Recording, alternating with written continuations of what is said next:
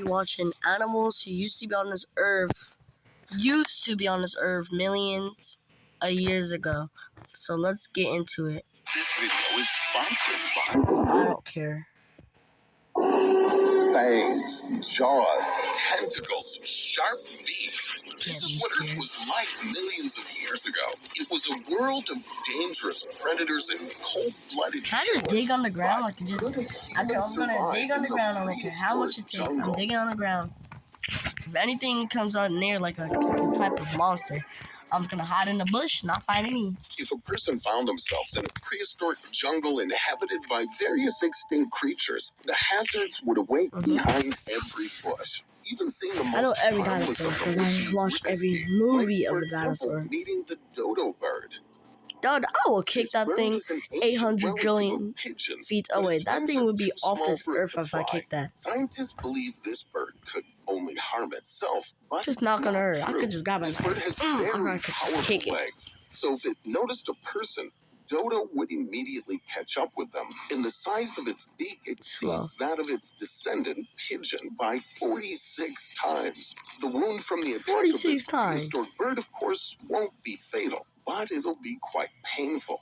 Nonetheless, dodo grab his jaw, is not the rip worst it thing a open, be person dead. can face there. Then cook For it up for example, some in the good rainforest chicken. 23 million years ago, Bussin', you that'd be could come good. across a monster of a much more impressive size, such as Platybelodon.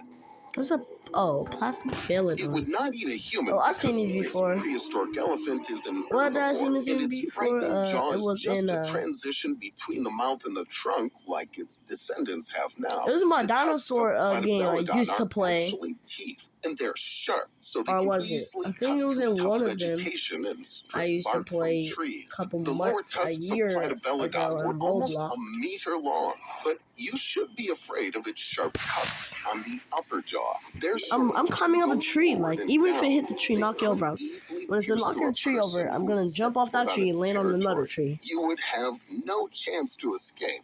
But the most terrible thing about the prehistoric forest is that there's a new danger everywhere you go. How? For example, these thickets could be a lair of the most giant monkey ever to exist, Gigantopithecus. The Gigantopithecus reached 3 meters, but this monster hop on his back, among the ride it. vegetarians. Oh, his name's gonna grab me. Scientists determined this me. by studying a well-preserved That will kill me. Gigantopithecus jaw. Even though his teeth were huge and that will kill enamel, me. they had a relatively flat surface. These teeth were made only for chewing fruit and various vegetation. Nevertheless, the animal could easily eat all this food. Why is it still fat? Even crush a person. It eat fruit. Why is it so almost not? It don't look that fat though, but it look fat. So you must always be alert to survive. What is it again?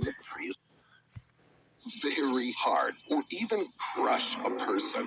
After all, the weight of Gigantopithecus was as much as 300 kilograms. So, you must always be alert to survive in the prehistoric jungle. But at the same time, don't forget to watch your step. After all, in addition to the cutest Sardinian pika, I'll kick that thing too. Toad in the swamps. I'll kill that. I'll step on it. You could stumble upon someone. I heard you could just use a stick and stab it. What is that?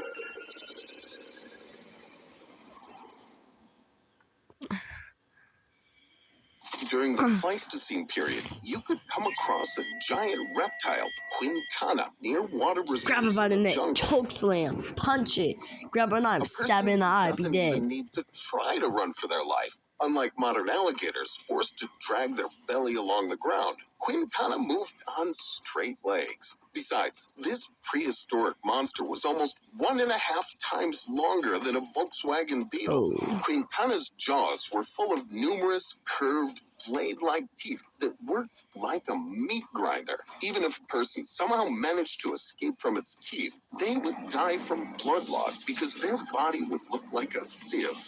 In the meantime, Quincana would just wait until the victim became too weak to run. The only way to escape is to climb a tree. But we can't be sure there won't be any short-faced bear in it.